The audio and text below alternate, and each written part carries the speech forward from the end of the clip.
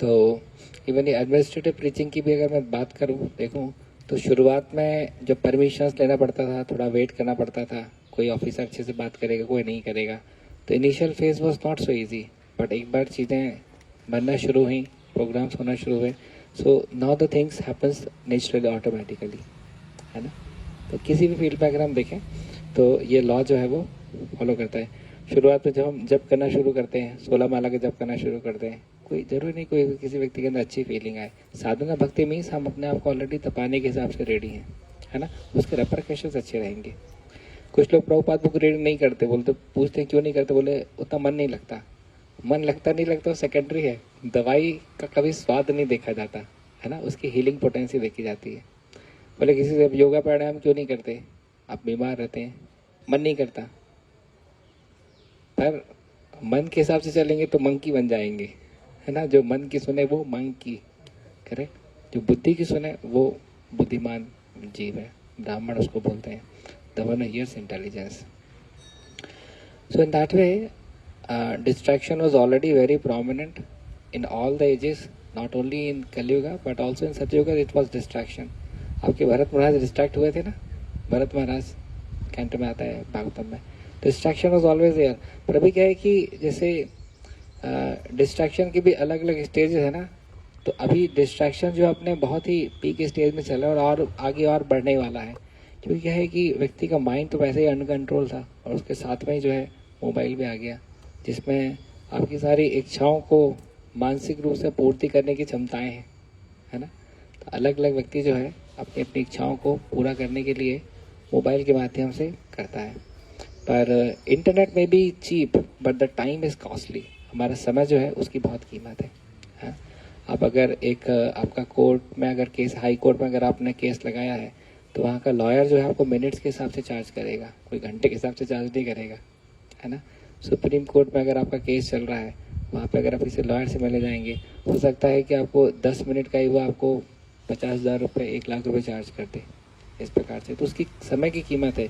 एक बड़ा डॉक्टर है, हो सकता है आपको बुला करके 5 मिनट ही आपसे बातचीत करे और आपको इलाज दे, उसी को पता चला कि 5,000 रुपये ले लिया आपसे, तो 5 मिनट की कीमत उसके 5,000 की है ना। So that way important people knows the value of time and how to convert that time into money, है ना। So in that way as a spiritualist also we should value time. Internet में भी cheap, ठीक है, एक recharge करा अपने 3 महीने का रिचार्ज हो जाता है ना 450 रुपये में, 84 डेज का, तो आप सोचते बड़ा सस्ता है, पर आपका टाइम कितना कॉस्टली से जा रहा है ना। तो समय की महत्व हमको समझना चाहिए, क्योंकि जिस समय हम एंजॉय कर रहे हैं उस समय एक दूसरी चीज नहीं कर रहे, वो है प्यूरिफिकेशन, है ना। अलग अलग व्यक्ति के अलग अलग कर्मों की वजह से अलग अलग समस्याएं आने वाली हैं, आएंगी सही। क्या हम कर सकते हैं, उस हम कर्म को बर्न कर सकते हैं बाय प्रैक्टिसिंग डिवोशनल सर्विसेज, है ना। देखिए दुख किसी को पसंद नहीं, पर वॉलंटरली आता है ना हर एक के जीवन में। क्यों आता है, because of past karma, because of past karma. So जब तक हम अपनी इंटेलिजेंस को law of karma, law of reincarnation, law of last thought को समझने के लिए नहीं लगाएंगे, जब तक भक्ति में हम सिंसियर सीरियस कैसे होंगे, है ना। तो इसलिए बहुत अच्छे से हमको अपने खुद के इग्नोरेंस को अपरूट करने में स्वयं की मदद करने की आवश्यकता है। प्रभुपाद जी से पूछा गया कि what is the thing which blocks a person's vision towards Krishna consciousness. Prabhupada ने कहा ignorance. It's ignorance which disallows a person to understand the glories of Krishna consciousness. ऐसा इग्नोरेंस के भी 3 लेवल बताए भगवद गीता में। एक होता है माँ के गर्भ के अंदर शिशु, है ना, कितना उसका लाइट तक नहीं पहुंच पाती उसके पास में। सेकंड बताते हैं एक मिरर में बहुत ज्यादा डस्ट जो है वो चढ़ी हुई है ना, बहुत लंबे समय से, तो उसमें आप चेहरा देखेंगे मिरर में आपको दिखाई नहीं देगा क्योंकि डस्ट इतनी ज्यादा है। डस्ट हटाएंगे तो उसके बाद फिर आप देख सकते हैं। तीसरा बताते हैं फायर कवर्ड बाय स्मोक, है ना। तो फायर तो है परंतु बहुत ज्यादा धुएं से कवर्ड रहते तो आपको दिखती नहीं कि फायर है करके, परंतु हवा का झोंका आने से ही जो है वो स्मोक उड़ जाता है तो फायर आपको दिख जाती है। धूल को साफ करने से मिरर में आपका चेहरा जो है स्पष्ट रूप से दिख सकता है। तो ये 3 levels of ignorance Prabhupada ji बताते हैं, भगवद गीता शायद 2nd या 3rd चैप्टर में आता है। तो इसी प्रकार से हम सभी के जीवन में अलग अलग लेयर्स ऑफ इग्नोरेंस है। जैसे वो इग्नोरेंस की लेयर हटेगी वैसे तुरंत जो है हम देख पाएंगे कि how we are the super duper beneficiary by practising Krishna consciousness, है ना। अभी जैसे मैं इस चश्मे को उतार करके देखूं, नीचे करके देखूं, तो मैं नहीं पहचान सकता कौन क्या बैठा। खाली अनंत विजय कृष्ण को पहले जानते इसलिए बोल दूंगा हाँ प्रभु जी बैठे, बाकी नहीं पहचान पाऊंगा मैं। चश्मे का पावर मेरा 3.5 है ना। पर चश्मा लगा करके सबको क्रिस्टल क्लियर देख पा रहा हूँ, है ना। जो चश्मा लगाते आसानी से समझ सकते इस एग्जाम्पल को। We need to have this aspects of Krishna consciousness to see the things as they are, है ना।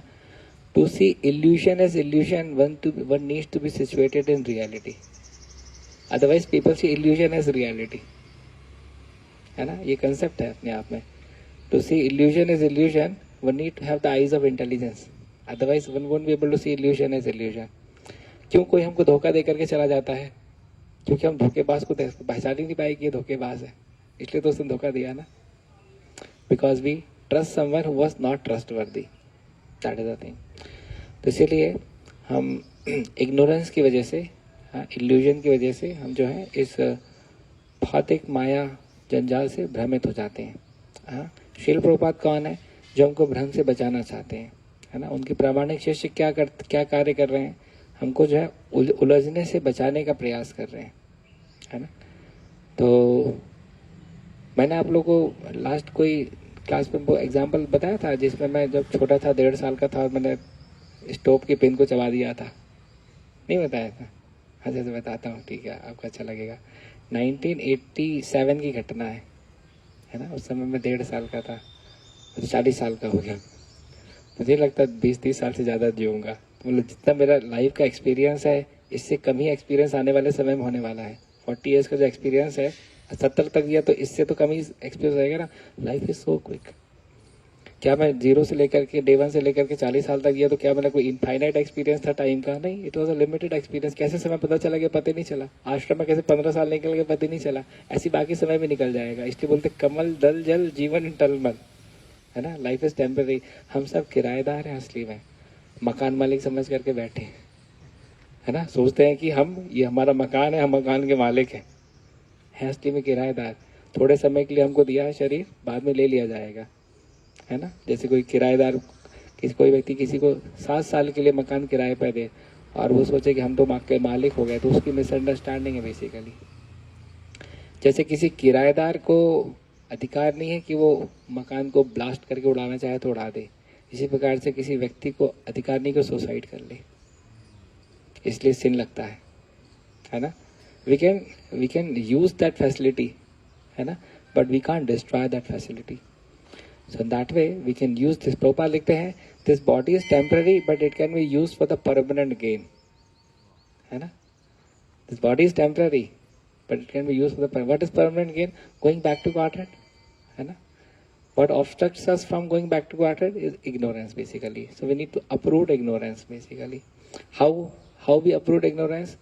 By chanting Hare Krishna Mahamantra. Hare Krishna Krishna Krishna Hare Hare, Hare Rama Rama Rama Hare Hare. And by reading scriptures, है ना. जैसे एक एक page हम पलटते हैं वैसे वैसे हमारा इग्नोरेंस जो है वो, ये पन्ना पलटने में झाड़ू लगाने वाली एक्टिविटी है.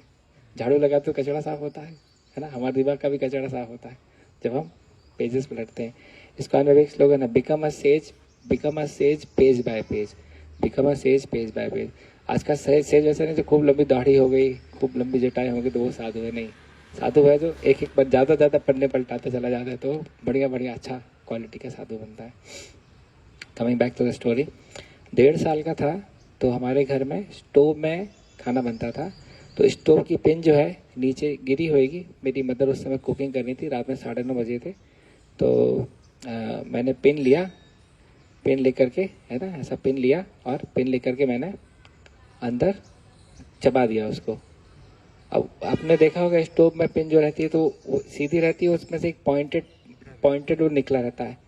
तो मुझे तो आइडिया नहीं, 1.5 साल का बच्चा ले करके दबाया तो अंदर गया खटाक से, तो ब्लीडिंग हुआ तो मुंह से मेरे खून निकल रहा. अब मैं तो रोना शुरू कर दिया. मदर को समझ नहीं यार क्यों रो रहा है. देख रहे तो मुंह से खून निकल रहा है. कोई भी मदर परेशान हो जाएगी, 1.5 साल का बच्चा मुंह से खून छोड़ रहा है, मालूम नहीं क्या ही हो गया इसका. और उन्होंने देखा तो स्टोव की वो जो थिक पोर्शन रहता है पिन का वो मेरे हाथ में है. तो डेफिनेटली जब पॉइंटेड पोर्शन होगा अंदर कहीं चला गया होगा, अब मालूम नहीं गुटक तो नहीं लिया, मालूम नहीं कहाँ गया, कोई भरोसा नहीं ना। तो बहुत घबरा गई स्थिति, बहुत ख़राब हो गई। फादर मेरे उस टाइम पे घर पे थे नहीं, वो क्लॉथ परचेजिंग के लिए सूरत गए हुए थे। तो अब मदर के ही ऊपर रिस्पॉन्सिबिलिटी थी मुझे डॉक्टर के पास ले जाना। उस समय क्या होता है कि 9:30 पौने 10 बजे ना सब अपनी डिस्पेंसरी बंद करके चले जाते थे, कोई इतना लेट लतीफ काम नहीं चलता था। बड़ी मुश्किल से ढूंढने पे उनको एक डॉक्टर मिला जो कि अपनी डिस्पेंसरी जस्ट क्लोज करके जाने वाला था। तो उसने मुझे एंटरटेन किया, लिया, उसके पास कुछ औजार था, उससे उसने देख लिया पहले तो पिन अंदर फंसी हुई है, उसने पिन को पिंचेस जैसा कुछ था वहाँ से निकाल करके बाहर कर दिया। बोले कोई गहरा घाव नहीं है, छोटा घाव है, ठीक हो जाएगा अपने आप, कोई दवाई ववाई देने की जरूरत नहीं। तो ठीक है, मामला निपट गया आसानी से। But the point is that, और the learning lesson is that कि जिस समय मैंने पिन को देखा होगा मुझे वो बड़ी आकर्षक वस्तु दिखाई दी होगी, मैंने उसको सोचा होगा इसको अंदर डालूंगा, चबाऊंगा, मजा आएगा, है ना, यही सोच करके तो मैंने डाला होगा। पर क्या मजा आया? नहीं, मजा नहीं आया, सजा में कन्वर्ट हो गया। तो इसी प्रकार से मैं मन था, मेरी माँ इंटेलिजेंस थी। जब हम मन के हिसाब से चलते हैं तो हम बहुत सारे ऐसे प्रपोजल्स को स्वीकार करते हैं जो कि मन बोलता है तुम मजा आएगा, मजा लेने के चक्कर में बाद में हम फंस जाते हैं, सजा मिल जाती है। उस समय अगर मदर एक्टिव होती, वो तुरंत देखती कि बेटा जो है वो पिन लेकर के मुंह में अंदर डाल रहा है, तुरंत वो पकड़ करके मेरा हाथ पकड़ लेती, या तो मुझे थप्पड़ मारती, मुझे समझ में नहीं आता क्यों मार पड़ी है, पर वो मेरे लिए अच्छा रहता और वो पिन छुड़ा करके रख देती, तो मैं भी उस कष्ट से बच जाता, जो कष्ट मैंने करीब 15-20 मिनट, आधा घंटे के आसपास मैंने भोगा होगा। So that's why like scripture says कि मन और बुद्धि, है ना, बुद्धि से काम लेने की आवश्यकता है, that is situated on higher platform. बुद्धि को भी हमको नरिश करने की आवश्यकता है स्क्रिप्चर्स के माध्यम से।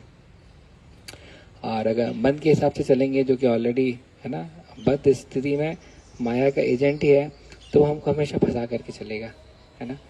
एक आध्यात्मवादी के लिए किस प्रकार से वो अपने मन को संतुलित रखता है, मन को नियंत्रण में रखता है, वही डिफाइन करता है कि वो स्पिरिचुअली कितना प्रोग्रेस कर पाएगा। अदरवाइज वो, है ना, भगवत गीता 6 चैप्टर 5-6 वर्ष में बताता है ना कि अनियंत्रित मन ही हमारा सबसे बड़ा शत्रु है, अनियंत्रित मन ही हमारा सबसे बड़ा मित्र है। तो शत्रु कोई नहीं चाहता अपने जीवन में, है ना। जैसे रावण था तो सोचता था जितने मेरे शत्रु सबको मैं नष्ट कर दूंगा, कंस था तो सोचता था कृष्ण मेरे शत्रु है तो मैं शत्रु को नष्ट कर दूंगा। तो ज्यादातर एक नॉर्मल मानसिकता रहती है कि व्यक्ति शत्रु को नष्ट करने के बारे में बात करता है। तो हमको भी अनियंत्रित मन जो कि हमारा शत्रु है, तो इसकी अनियंत्रितता को हमको नष्ट करने के बारे में प्लान करना चाहिए, है ना, क्योंकि यही हमको फंसाता है ना। कभी जैसे कोई व्यक्ति आकर के आपको परेशान करता है ना, तो उससे बहुत ज्यादा परेशान होने की आवश्यकता नहीं है। क्यों? क्योंकि वो तो आपका कर्मा जो है वो डिलीवर कर रहा है। पर आप जब किसी को परेशान करते हो तो उस समय आप नए कर्मा को जनरेट कर रहे हो, दैट इज मोर डेंजरस। क्योंकि वो तो आपकी पुरानी उधारी थी जो चुकाने के हिसाब से आया, अभी तो आप नई उधारी ले रहे हो, है ना। मैंने ये पॉइंट एग्जाम्पल शायद लास्ट क्लास दिया था कि एक स्टोर था, उसमें लिखा हुआ था कि आप जो भी सामान खरीदेंगे उसका बिल जो है आपका पोता भरेगा, है ना। किस किसने सुनी थी वो स्टोरी? अच्छा, बाकी लोग नहीं सुनी? ओके, दोबारा बताता हूँ। एक स्टोर था तो उसमें लिखा हुआ था कि आप जो भी परचेजिंग करेंगे आपका बिल जो है वो पोता जो है आपका लाके देगा। आप खाली आपका सही एड्रेस, आधार नंबर, फोटो वोटो सब आपको प्रॉपर डॉक्यूमेंटेशन आपको सबमिट करना पड़ेगा। तो एक व्यक्ति जाता है, बहुत ही ग्रीडी, बहुत ही लालची रहता है, तो प्रपोजल देख करके बहुत खुश हो जाता है, सोचता है कि बहुत अच्छी बात है, हम लाए थे 1,000 की परचेजिंग करने के लिए, अब तो हम 15,000 से कम परचेजिंग करके नहीं जाएंगे क्योंकि बिल तो पोता भरेगा, है ना। पोता कब आएगा कब भरेगा वो तो बात की बात है, बात की बात देखी जाएगी, है ना। तो खूब सारा परचेजिंग करके जाता है, 15,000 की परचेजिंग कर लेता है। तो जब जाता है तो उसको जो है 40,000 का बिल सामने आता है।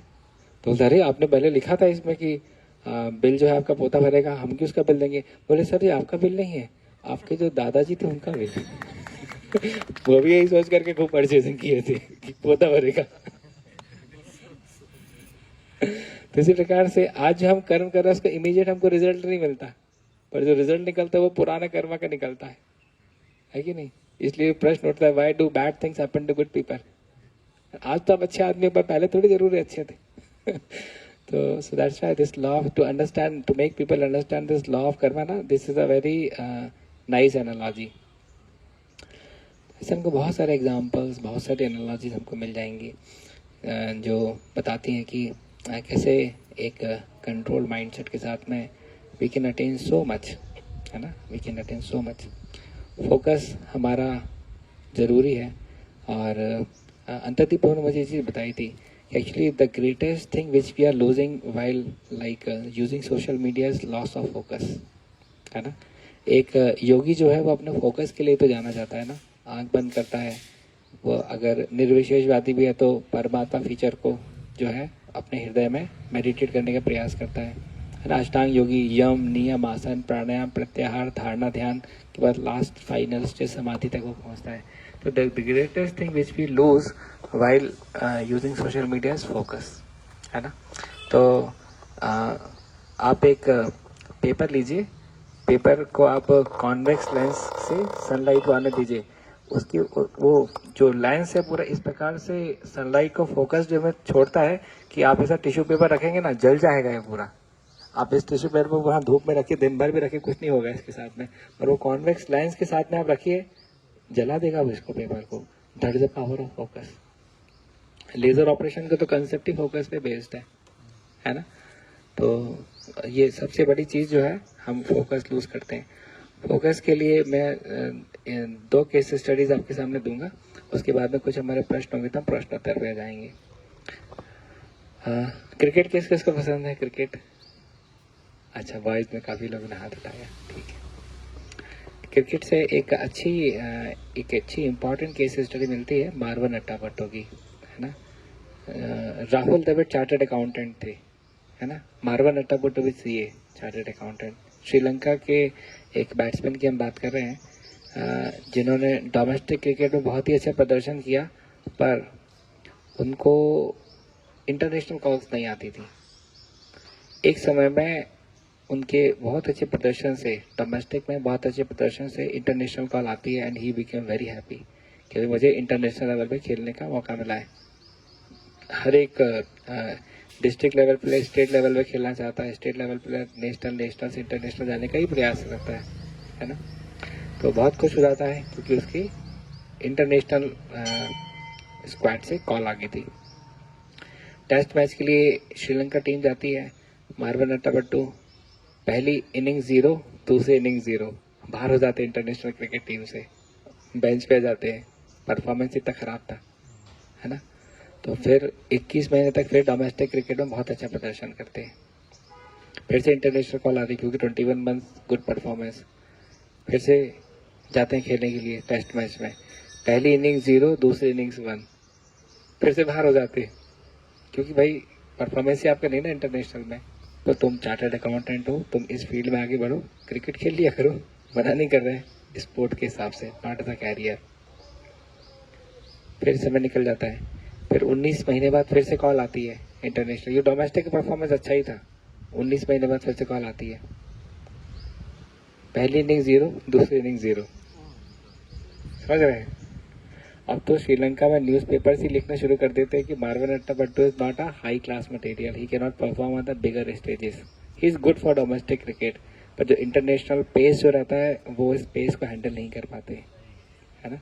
तो इस प्रकार से लिखना शुरू करते थे। और अभी तो सारे रिलेटिव्स बोलते हैं कि as your well wisher we would like to say that don't make cricket as your career, play cricket as entertainment, not as a career. तो ये चुनौतीपूर्ण स्थिति है ना, क्योंकि आप 30वीं बार बहुत बुरे तरीके से फेल हुए हो। बट समहाउ अदर, चूंकि मार्वन अट्टापट्टू एक अच्छे खिलाड़ी थे, पर परफॉर्मेंस जब इंटरनेशनल लेवल पे आता था तो उस समय गड़बड़ा जाते थे। उसके बाद भी ही continues with focus and attention. 36 महीने बाद फिर से इनके पास पे कॉल आती है, 36 महीने बाद, 3 साल बाद। फाइनली जो है पहली इनिंग्स में 50 रन स्कोर करके अपनी इंटरनेशनल क्रिकेट टीम में अपनी पोजीशन जो है वो दर्ज कर देते हैं। और इसके बाद में कंटिन्यूसली इंटरनेशनल क्रिकेट में खेलते हैं, 16 सेंचुरीज बनाते हैं टेस्ट मैच में, और 6 वनडे इंटरनेशनल्स में 6 डबल सेंचुरी मारते हैं। टोटल 14,000 के आसपास इंटरनेशनल रन बनाते हैं। और he was the part of the world cup winning team in 1996, है ना। तो पॉइंट इज दैट कि many people have abilities or skills but they do not have patience or focus in their life. ये तो extreme example मैंने दे दिया आपको, परंतु इससे हम भक्ति में क्या सीख सकते हैं कि जैसे डिवोटीज डिवोशनल सर्विसेज करते हैं, फिर अनर्थ निवृत्ति एक्सपेक्ट करते हैं। अनर्थ निवृत्ति नहीं होती तो खेलने बंद कर देते हैं, यानी भक्ति करने की प्रैक्टिस करते कम कर देते हैं, है ना। ऐसा नहीं होना चाहिए। अगर वो व्यक्ति इंटरनेशनल क्रिकेट टीम में अपने आप को प्लेस करने के लिए 5-6 साल का वेट कर सकता है, तो फिर भक्ति के लिए तो हमको कितना ही पेशेंस नहीं होना चाहिए, कितना हमारे अंदर एंथुसियाज्म नहीं होना चाहिए, है ना। होना ही चाहिए। आपको मालूम है, नोएडा में मैं रोज मंगल आरती जाता था, तो लोग बाग मुझे एलिवेटेड डिवोटी समझना शुरू कर दी थी, क्योंकि वहाँ पे टोटल 4 ही लोग रहते थे मंगल आरती में। एक पुजारी रहता था, वहाँ पे 2 गृहस्थ भक्त थे जो फुल टाइम पे वो आते, तो चौथा व्यक्ति में आता था बेस से 1 किलोमीटर दूर। तो वो लोग मुझे मतलब बहुत एलिवेटेड डिवोटी समझते हैं कि रोज ये मंगल आरती आता है ऑफिस जाने के बाद में। तो उन्होंने कहा कि इस बार की संडे क्लास आपको देनी है। तो मैंने कहा मुझे को क्लास देते नहीं आती भैया, मेरे को क्लास देने के लिए मत बोलो। तो बोले नहीं आप रोज मंगल आरती आते हो, भगवान की कृपा है आपके ऊपर, आप तो बस ब्यास आसन में बैठोगे, बढ़िया क्लास हो जाएगी। हमने कहा तो मुझे कुछ ऐसा मेरेकल में विश्वास नहीं है। उन्हें काफी लोगों ने बहुत ज्यादा प्रेशराइज किया, तो जाकर के मैं क्लास में लिए बैठ गया। इतनी खराब क्लास दी मैंने। एक तो माइक पे मुझे बोलते नहीं आता था, कभी मैं बहुत तेज बोलो, फिर बहुत धीरे बोलो, फिर बहुत तेज बोलो, बहुत धीरे बोलो, पूरी गड़बड़ कर दिया। आयोजक बहुत नाराज हो गए मेरे से। उन्होंने कहा आप लिखे तो दो कि अगले 1.5 साल तक आप क्लास नहीं दोगे। मैंने कहा देखो मैं तो पहले ही बोला था क्लास में दिलवाओ। अभी लोगों ने वो मंगल आरती का कंसेप्ट यहाँ पे लगाया, भक्ति का कंसेप्ट लगाया, अलग अलग चीजें भाई, अलग अलग चीजें। स्पीकिंग स्किल से बहुत सारे बाहर के लोगों की अच्छी रहती, तो भक्त नहीं भी है ना। और कोई बहुत अच्छा भी भक्त हो, जरूर नहीं कि वो कभी क्लास नहीं दो, वो ब्यास में बैठे और धमाकेदार क्लास दे करके चला जाए, ऐसा नहीं है। दोनों चीजों को अच्छा भक्त मतलब अच्छा ड्राइवर जरूरी नहीं, अच्छा ड्राइवर भी होगा, कि अच्छा पेंटर भी होगा, कि अच्छा सिंगर भी होगा, अलग अलग पैरामीटर्स हैं, है ना। कोई मैथमेटिक्स में अच्छा है जरूरी नहीं कि केमिस्ट्री भी बहुत बढ़िया होगी, अलग अलग सब्जेक्ट हैं। तो पर वो मेरे लिए भी थोड़ा सा डिस्करेजिंग था, क्योंकि मतलब I also do not want to मतलब do injustice to the audience, but सब मैं भी सर्कमस्टेंसेस में फंस गया। मतलब उन लोगों ने भी चढ़ाया थोड़ा बहुत कि नहीं आपको तो भगवान ही अंदर से प्रेरणा देंगे, सब बढ़िया ही जाएगा। तो इस चक्कर में फंस गया। बाद में समझ में आया कि इसी एक्चुअली इस पर बोलते हैं बादाम खाने से जितनी अकल नहीं आती उतनी धोखा खाने से आती है ना। तो लोग बोलते हैं रोज जी आप प्रैक्टिकल क्यों हो, क्योंकि मैंने धोखे बहुत खाए जीवन में, इस वजह से, है ना। इस प्रकार की सिचुएशन से धोखा बहुत मिला है, तो उस चक्कर में प्रैक्टिकल होना ही पड़ा। मैं जैसे गोवर्धन वृंदावन गया था प्रभुपाद जी का डिसेपरेस बनाने के, अलग से कंपनी से लड़ भिड़ करके 3 दिन की छुट्टी लेकर के गया था। पहले दिन इन्होंने कहा कि हमको गोवर्धन परिक्रमा करनी है, तो I was excited about it, but I have a cold catching body. तो मैंने कहा कि मैं सुबह परिक्रमा के लिए नहीं जाऊंगा, सुबह। तो उन्होंने नहीं चलो ठंड के टाइम में सुबह ले जा रहे हैं। बड़ी मुश्किल से मैं तैयार हो भी गया, पूरा पैक टोपा पहन करके, पूरा स्वेटर जैकेट पहन करके। अब इसके बाद फिर मेरे साथ में 20-21 लोगों का ग्रुप था, सबने चप्पल उतार दी। बोली गोवर्धन परिक्रमा को चप्पल पहन के करते हैं क्या? हमने कहा फर्श इतना ठंडा है ना, फर्श इतना ठंडा है, हम इतने कोल्ड कैचिंग बॉडी हमारी, हमको ठंड लग जाएगी। बोले वो ब्रह्मांड संभालते हैं भगवान जो है ना, तुम उनके अगर गोवर्धन परिक्रमा करोगे तो क्या तुमको तुम्हारी बीमारी से रक्षा नहीं करेंगे? विश्वास नहीं है? बचपन से लेकर के तुमको अभी तक किसने पाला पोसा बड़ा किया? पेरेंट्स तो तुम्हारे माध्यम बने, अल्टीमेटली तो कृष्ण ही थे। ऐसा कोई हमको फिलॉसफी दिया। अब सबके सबने चप्पल उतार दी थी, फिलॉसफी भी अच्छी तगड़ी मिल रही थी, तो हम भी चप्पल उतार दी। उसके बाद हमने परिक्रमा की, क्योंकि फर्श बहुत ठंडा था, हमको बुखार आ गया, अच्छा तेज बुखार आ गया। अगले 3 दिन तक हम बुखार में ही थे। प्रभुपाद डिसअपीयरेंस फेस्टिवल गया, सब कुछ गया, एक भक्त हमारी सेवा में अलग लग गया। तो ये सब झटके खाने से व्यक्ति प्रैक्टिकल होता है ना। Things do not work the way people think it will work करके, है ना। तो so in that way see we have to be realistic. इसलिए बोलता हूँ गुरु साधु शास्त्र, प्रभुपाद क्या सिद्धांत दे रहे हैं, आचार्यों ने क्या सिद्धांत दिए, उनके हिसाब से हम चीजें चलाएंगे तो हमारी गाड़ी अटकेगी नहीं, है ना। लोकल डिवोटी के दिमाग में तो कुछ तो भी चलेगा, है ना। वो कहीं का काट के कहीं भी जोड़ देगा, उसको लगेगा सही जोड़ा है।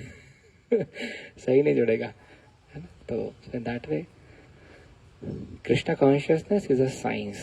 It should be seen as a science, not as a whims, not as emotion, not as sentimentalism. Spirituality is not a blind faith, but it's an intelligent doubt.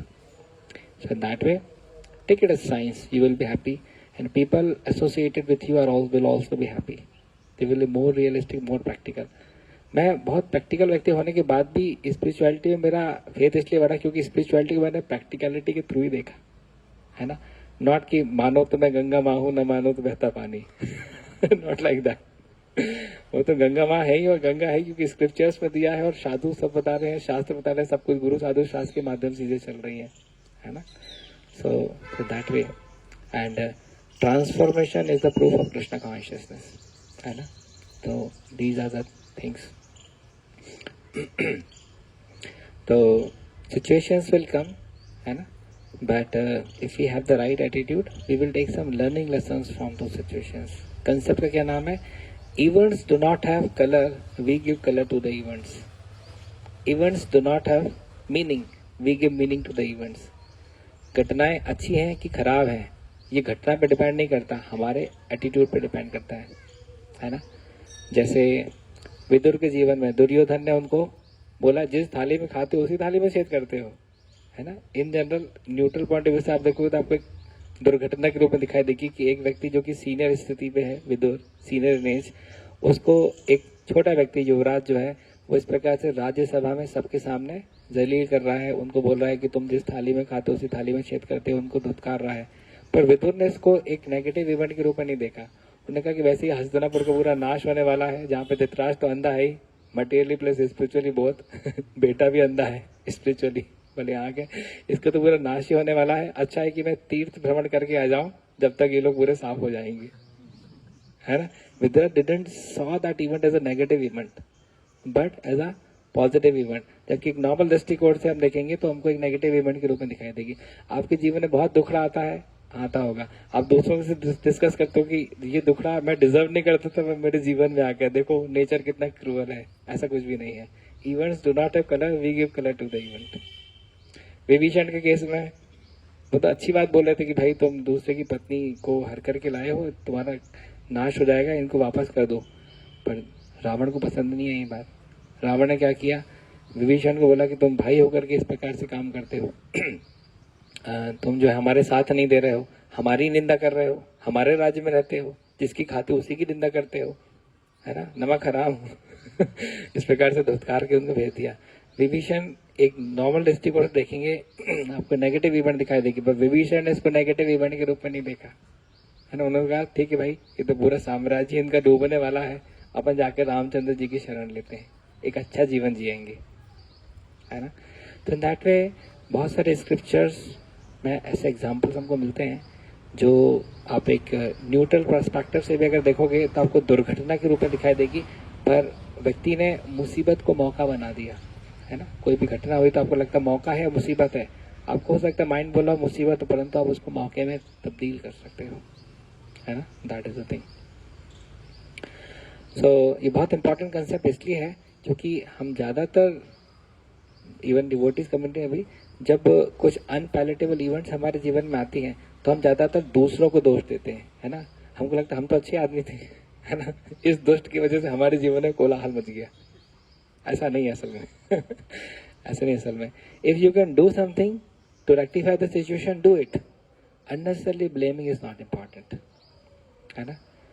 अच्छा, ये अभी थ्योरी अभी हम लोग समझ रहे हैं, अभी प्रैक्टिकल होगा हमारे जीवन में आकर के तो फिर मालूम है थ्योरी अप्लाई कर भी पाएंगे कि नहीं कर पाएंगे, है ना. प्रभुपाद बताते ना कि चिड़िया लोग जो है वो पेड़ में उनको मंत्र दिया गया था कि शिकारी आएगा, जाल बिछाएगा, दाना डालेगा, भजता मत. पर जब वास्तविक तो वो दिन भर डटते रहते हैं इस प्रकार से. पर जब शिकारी आता है तो वो बोल ही रहे हैं, जब जाल बिछाता है जैसे दाना डालते हैं तुरंत जाकर के उसमें खाने के लिए चले जाते हैं. स्लोगन बोलते बोलते फंसते. स्लोगन बोलते बोलते फंसते. तो इसीलिए हमारे जीवन में भी जो है हम सिद्धांत जानते हैं, सिद्धांत दूसरों को भी बताते हैं, पर जब हमारे सामने दाना आता है तो हम बच जाते हैं, है ना. ये दाना क्या है? ये दाना टेम्पटेशन हो सकता है, ये दाना एक अनपैलेटेबल सिचुएशन हो सकता है ना. तो हम उसको द्वारा सक्षम हो जाते हैं. तो इसलिए शक्ति खाने से नहीं पचने से आती है. जितने अच्छे से हम स्क्रिप्चर्स में दी गए कंसेप्ट को पचा लेंगे, है ना, उसको बोलते हैं रियलाइज नॉलेज. जो खा रहे हैं वो क्या है? थ्योरेटिकल नॉलेज है. थ्योरेटिकल नॉलेज को रियलाइज नॉलेज में कन्वर्ट करने की आवश्यकता है ना. और इसके लिए जितनी हमारा सर्विस एटीट्यूड रहता है, सर्विस एटीट्यूड हमारा जठराग्नि है, जितना अच्छा सर्विस एटीट्यूड रहेगा जिसका, उसकी डाइजेस्टिव पावर्स उतनी अच्छी, उतना ज़्यादा थ्योरेटिकल नॉलेज को कन्वर्ट करके वो रियलाइज नॉलेज में कन्वर्ट कर पाएगा। ऐसा ज़्यादातर लोगों की कलयुग में जठराग्नि कमज़ोर है, डाइजेशन प्रॉब्लम रहती है, ज़्यादातर लोगों की सेवा वृत्ति भी कमज़ोर है, भोग वृत्ति खूब सारी है, सेवा वृत्ति इतनी सी है इस कारण से गड़बड़ हो जाती है। मैंने आपको दूध वाला एग्जाम्पल दिया था क्या, एक कि मेरे ऑफिस में कोई आते हैं, उनको 1 चम्मच दूध, 1 गिलास पानी में नहीं दिया था, बहुत पहले दिया था, भूल गया हो गया पता। अच्छा ठीक है, तभी किसी को पकड़ता हूँ। प्रभु आपका क्या नाम है? विपुल प्रभु ना, हाँ विपुल प्रभु, ठीक है। तो अभी समझ कीजिए कि विपुल प्रभु हमारे ऑफिस में आते हैं, है ना। तो बोलते अरे विपुल प्रभु आप आए, देख करके बहुत प्रसन्नता हुई, आप क्या लेंगे खाने पीने में? तो विपुल प्रभु कहेंगे नहीं प्रभु जी, हम तो बस आपसे मिलने के लिए आए थे, कुछ खाने पीने की जरूरत नहीं, आपको टेंशन लेने की जरूरत नहीं। पर वो कहूँगा विपुल प्रभु आप पहली बार आए हो मेरे ऑफिस में, कुछ तो मैं आपको खिलाऊंगा ही सही, तो कुछ तो लीजिए। आप बोलेंगे हम बहुत खा करके आए प्रभु जी, कुछ नहीं। बारम्बार रिक्वेस्ट करने पे हो सकता है विपुल प्रभु बोलेंगे ठीक है प्रभु जी, आप मुझे 1 गिलास दूध दे दीजिए, शाम का समय दूध पी करके मैं सो जाऊंगा। अब मैं विपुल प्रभु के सामने 1 गिलास पानी लूं और उसमें 1 चम्मच दूध डाल दूं, कहेंगे लीजिए विपुल प्रभु दूध पीजिए। विपुल प्रभु क्या कहेंगे, प्रभु तो पहले ही मना करा था, मुझे कुछ नहीं चाहिए ऐसा मजाक मेरे साथ करने की क्या ही आवश्यकता थी मैं तो मना कर ही रहा था ना, मुझे कुछ नहीं चाहिए। आप पानी में 1 चम्मच दूध डाल के बोले दूध पीजिए ये तो एग्जाम्पल हास्य वाला है, सबको हंसी आती है, पर पॉइंट इज दैट कि जिस प्रकार से 1 गिलास पानी में 1 चम्मच दूध को दूध नहीं कहते, तो इस प्रकार से चैंटिंग में जिस प्रकार का कॉन्सेंट्रेशन हमारा रहता है उसको चैंटिंग भी नहीं कहते है ना, कहीं पे निगाह है कहीं पे इशारा चैंटिंग के टाइम में होता है हमारा तो इस प्रकार से क्या हम सोचते हैं हम हरि नाम कर रहे हैं, बस स्वयं साक्षात भगवान कृष्ण का ध्यान कर रहे हैं, तो हमारे जीवन में सब कुछ मंगलमय होना चाहिए, सब कुछ ऑस्पिशियस होना चाहिए। वो होगा जब आप ध्यान पूर्वक जब करोगे, है ना। कोई 1 चम्मच दूध डाल के पीता है, सोच रहे कि हमारी मसल्स नहीं बन रही, हमको विटामिन नहीं मिल रहे, न्यूट्रिशन नहीं मिल रहा, तो चम्मच 1 ही चम्मच तो दूध था उसमें पूरे पानी में। तो इस प्रकार से हमारा कॉन्सेंट्रेशन लेवल इतना पुअर रहता है चैंटिंग में कि हमको चाहिए इतना सारा, करते इतना कम है ना। किसी बोलो तुम क्या कर रहे हो, बोले यूपीएससी की तैयारी कर रहे हो, पढ़ते कितने, बोले आधा घंटा तो समझ में आएगा ना कि निकल के यूपीएससी इनकी, तो आधा घंटा पढ़ाई करते यूपीएससी की तैयारी कर रहे तो इसी प्रकार से हम किसी पूछते हैं तुम प्रभात बुक कितना देर पढ़ते हो, बोले 5 मिनट कितने दिन, बोले 3 दिन में 5 मिनट तो तुम पहुंच के भगवता में इसी जीवन काल में, बस तुम तो शरीर छोड़े नहीं कि बैकुंठ से विमान आने ही वाला है तुमको ले जाने वाला है, ऐसा कुछ भी नहीं होगा, है ना। किराए का शरीर है, दूसरा शरीर किराए का मिल जाएगा हमको, है ना। भगवत धाम वही व्यक्ति जा पाएगा जिसने अपनी कॉन्शियसनेस को सैचुरेट कर लिया है कृष्णा कॉन्शियसनेस से, है ना। तो एक है डाइल्यूटेड प्लेटफॉर्म पे जब हम डिवोशनल सर्विसेज करते हैं, उसके ऊपर होता है कॉन्सेंट्रेटेड प्लेटफॉर्म, है ना। जैसे 1 गिलास पानी में मैं 1 चम्मच शक्कर डालता हूँ तो डाइल्यूटेड शुगर बात आ जाएगा ना, उसमें आपको बहुत फीका फीका स्वाद आएगा। पर उसमें अगर आप 6 चम्मच शक्कर डाल दें तो उसमें शुगर का कॉन्सेंट्रेशन बढ़ जाएगा, आपको मीठा मीठा पानी लगेगा, वो समझ सकते हैं ना।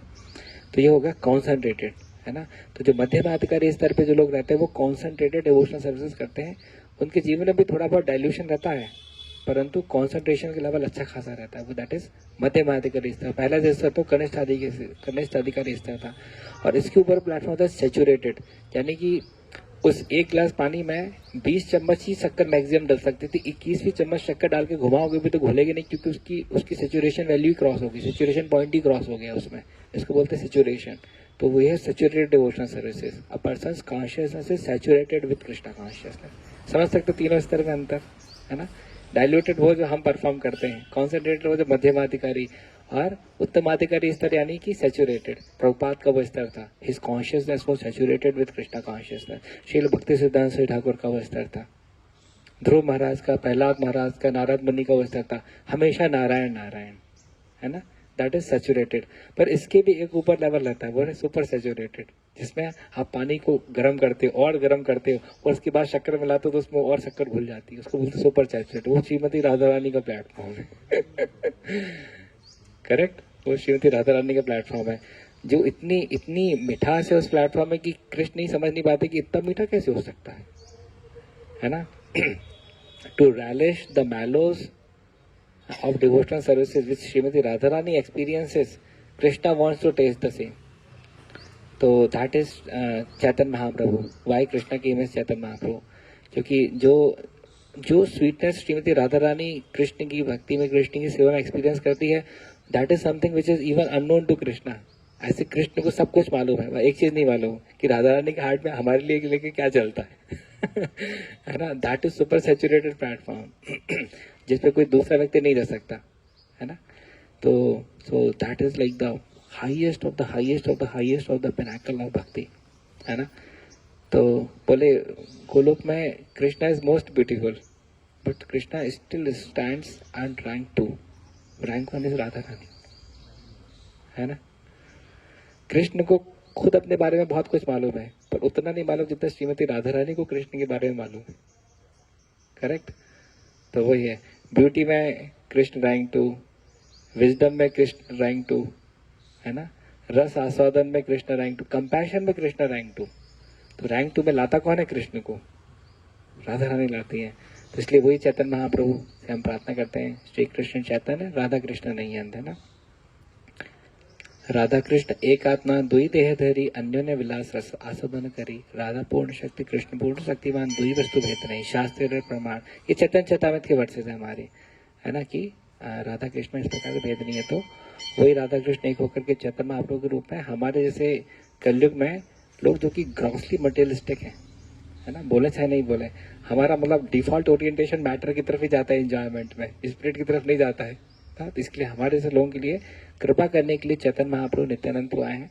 तो we should express our gratitude on daily basis, है ना, by cultivating the right appreciation to their lotus feet, by glorifying them through Sankirtan movement, by preaching Krishna consciousness, by bringing devotees to their lotus feet, by involving everyone in this Sankirtan movement. In that way, we will become the recipient of the transcendental mercy of Sri Chaitanya Mahaprabhu and Gaurang Mahaprabhu, and Nityanand Mahaprabhu, Nityanand Prabhu. Shri Krishna Chaitanya Prabhu Nityanand, Shri Advaita Gadadhar, श्रीवती गौर भक्तवृंद. ये पंच तत्व मंत्र में कोई offence नहीं लगता हमको, है ना. 10 धर्म अपराध है हरिनाम के साथ में, पंच तत्व में कोई ऑफेंस नहीं है. चैतन्य महाप्रभु नित्यानंद प्रभु की सेवा करने के लिए खाली कीर्तन करना पड़ता है ना. तो that way we are fortunate. Kalyug is worst of the ages. It's like a horror show actually. You can trust anyone. जिस पे विश्वास करे तो वही दिल तोड़ के चला जाता है. किस पे विश्वास करोगे? तो इसीलिए but you can trust one person, that is Chaitanya Mahaprabhu, है ना, एंड हिज एसोसिएट्स.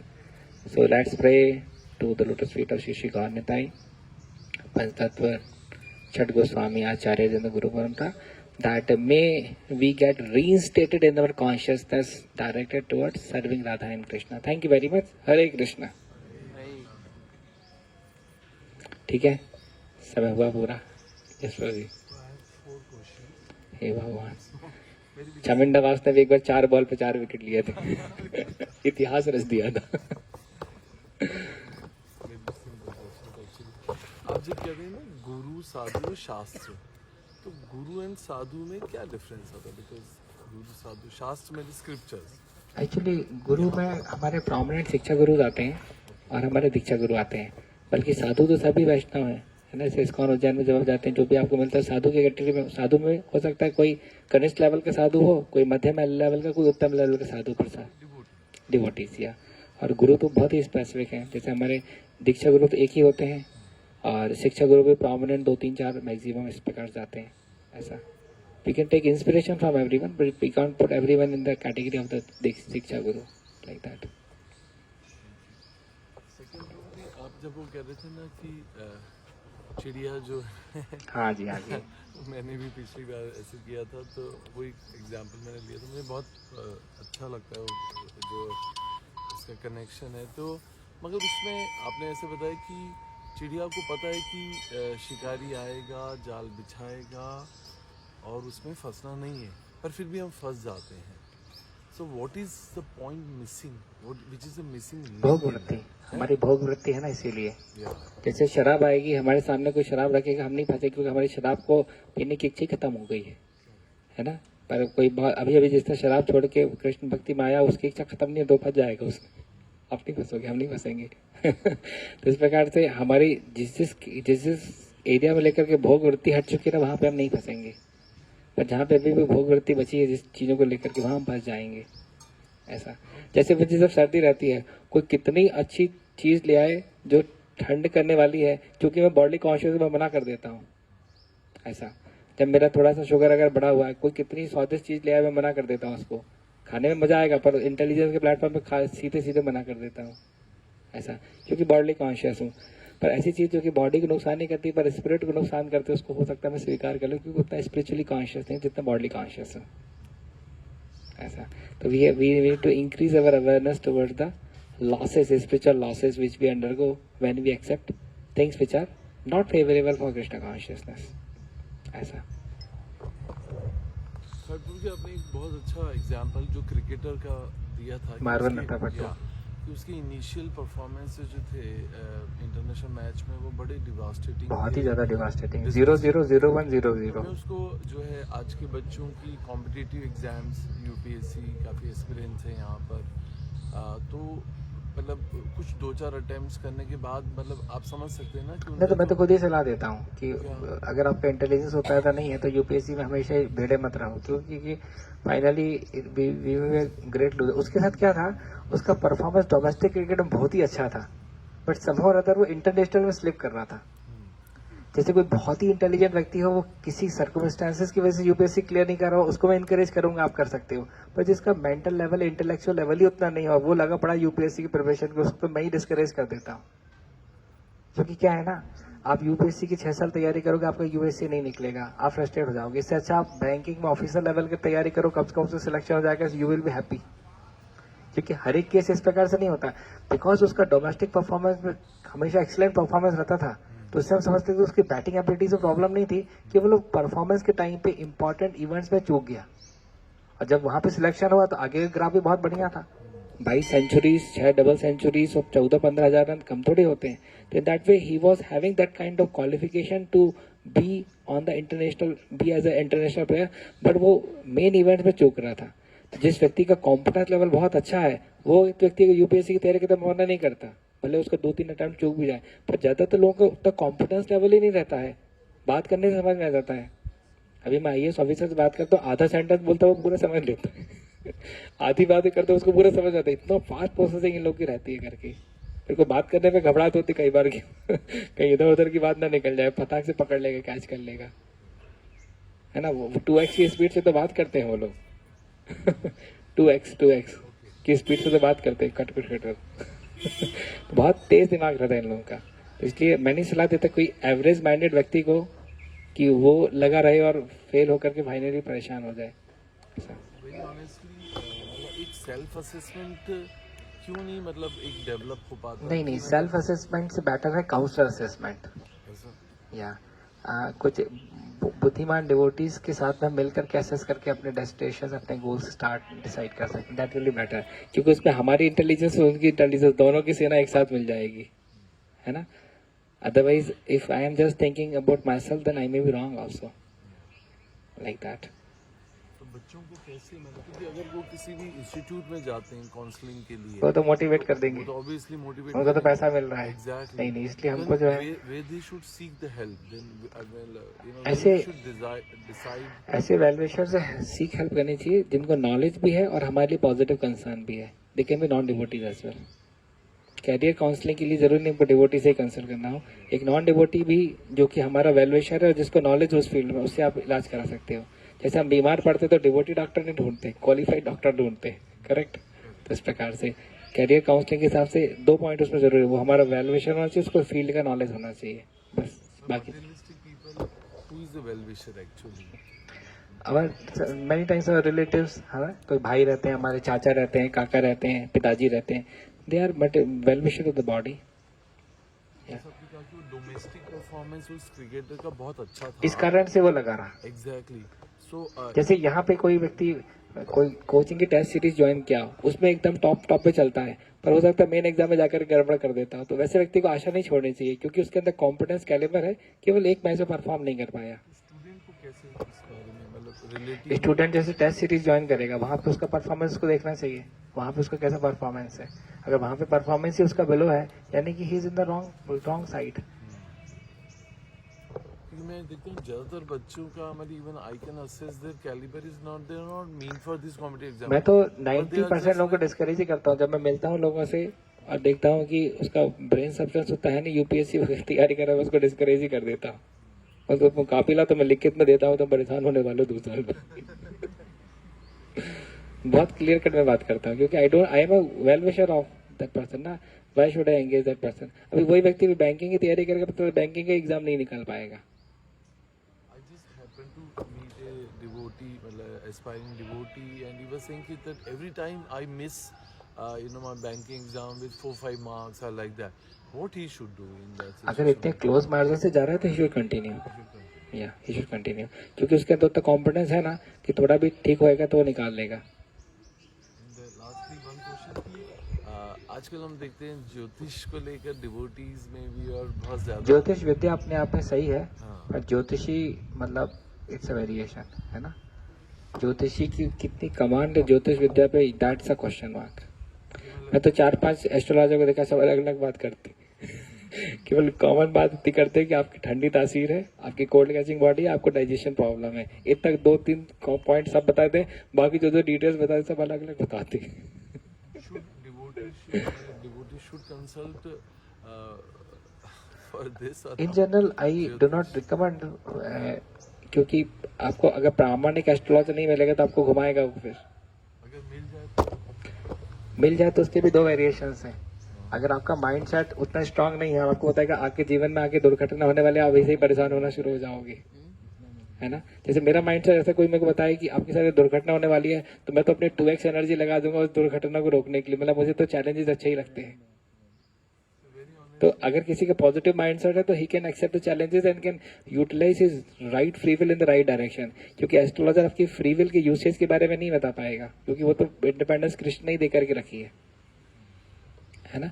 जैसे प्रसादरा थे तो उनको अगस्त मुनि ने कितने श्राप दिया था कि तुम अगले जीवन काल में तुम जो है ये एक निचली योनि में जाओगी, और उन्होंने इतनी प्रगाढ़ भक्ति की उसी जीवन काल में बैक टू गॉड पहुंच गए, तो उनका श्राप लग ही नहीं पाया। That is the you right usage of free will, Bhagavatam 9th canto में आता है प्रसादरा, है ना। तो that is something like if we can really accept that kind of challenges we can change the destiny as well, है कि नहीं। तो so that is like the power of free will and determination. in continuation, I'll tell you that Viren Prabhu, devotee Yeah. Prabhuji. So he was saying other day when I just happened to meet him, he said like so many devotees and temple brahmacharis comes to me for consultation of Jyotish. Yeah. And one thing which I observed about him, like sometime for mitigating the problems, he would recommend worship of the demigods, or like offering Durva to Ganesh, or giving water to Lord Because Shiva. that's what the astrology solution suggests ना, वो तो मतलब That's what- text book से लेकर के बता रहे हैं ना। Yeah, exactly. Then what should a devotee should do in that situation? Whether he should follow what he's saying, or he should हम जनरल डिवोटीज को रिकमेंड करते हैं कि as a part of astrology को solutions ask for the Vaishnava way of delivering the same, है ना। क्योंकि अब ऐसा नहीं बोल सकते कि इंद्र तो उस काम करने के लिए सक्षम थे पर कृष्ण सक्षम नहीं थे, दैट इज मिसमैच। और आपको लग रहा है कि कोई कांस्टेबल तो कोई काम कर देगा पर डीजीपी नहीं कर पाएगा, तो ये क्या थ्योरी में ही मिसअंडरस्टैंडिंग है। what should we do? Incorporate Vaishnava solutions, that I say. And one thing is like when we take shelter of such people, I personally feel that then where is the dependency on Krishna is left?